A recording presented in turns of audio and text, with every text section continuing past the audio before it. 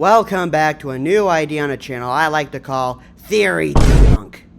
So, Thanos, ugly, ugly Thanos. There is no denying his iconicness in Marvel in recent years.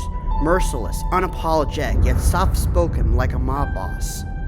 So, how, I ask you, can you sympathize with that purple son of a... Alright, let me get some stuff out of the way first. The whole point of Theory Debunk isn't to crap on other people's theories or say, oh my god, that's stupid, what were you guys thinking, blah blah blah blah blah blah blah. This is meant to be a counter-argument, a civilized approach if you will, going over evidence against a theory, especially ones that just feel shoehorned in, or just don't fit the media we'll be talking about. Secondly, and we'll be tackling this theory on all ends we can find, so it's best to get it out of the way now. No, I don't have anything against Thanos as a character, nor as a villain, because in my opinion, that's fine. He's one of the great Marvel villains because we enjoyed him as such in the context of a story. And a hero is always as good as their villain and vice versa. I really just don't see the point in shoving these villains in hero roles. I think part of the reason of that may be this misconception between hero and protagonist. While guys like Thanos may not usually be my favorite characters, I understand if they're your favorite characters. With all that said though, let's see if we can take down the Mad Titan. I hope they remember you. Starting things off, I want to get out an idea from one of the more, well, this isn't easy for me to say as a longtime Marvel fan, disappointing entries in recent years, the Eternals. Now in the comics, yes, Thanos is an Eternal who has the deviant gene, which is why he's all purple. And if you saw the movie, you probably know who the deviants are. You know, those big monster guys who were set up as the big bad from the trailer, but not even the talking one got a name. I lost something once. I lost something I couldn't live without. My identity. So anyway, thanks for the pen. No problem, hon. So this all begs the question, is Thanos in the MCU an Eternal like in the comics? Straight up, nope. The Eternals in the movie are basically cosmic robots, and the disease Mad Weary is actually a malfunction in the programming. Notice Athena's eye twitching, almost like a malfunctioning animatronic, but without that haunted dead children's soul inside. And in Infinity War, what does Thanos comment on? All that for a drop of blood. All that for a drop of blood. The Eternals may look like they're naked and doing the hanky-panky on screen, but they have no organic parts and no blood.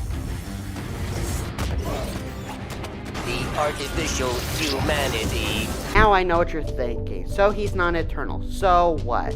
He could still known about the Celestials. Well, here's the thing. I truly believe he was about the resources. Mainly because why? Why would he lie about his real motives? I mean, I know why. The Eternals weren't suggested to be in the MCU yet. They hadn't started shooting. But in terms of in-universe reasons up until this point, why would Thanos feel the need to lie? I don't know. Also, you could side with the Celestials and say that Thanos technically doomed the universe by interrupting the natural order creation and destruction, but we can give those guys their own debunk if you want to make things fair. And speaking of motives, you know how Steven said, There was no other way. there may not have been another way for the Avengers, but for Thanos, there certainly was.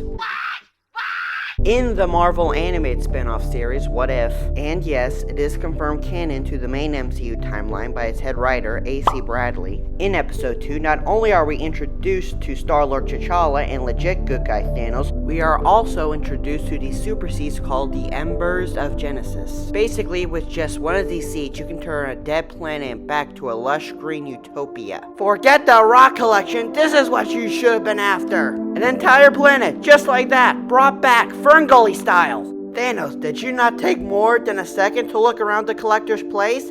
Did you? Did you? Behind you, Ducky Momo! It's behind you! Yeah, right there! Right there, Ducky Momo! It's right there! It's right there! Behind you! Right there, behind you! Behind you and to the left! Your other left! Right there, behind you! Behind you! The other way! Oh, for Pete's sake! And there you have it, folks. Why the bad guy all along was truly the bad guy. Shocking twist, I know. Theory Debunk. But before I end this video, I want to apologize if it took too long to come out.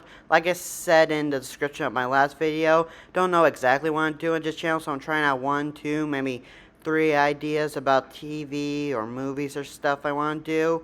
I have ideas for more game recaps in case you really like that first one.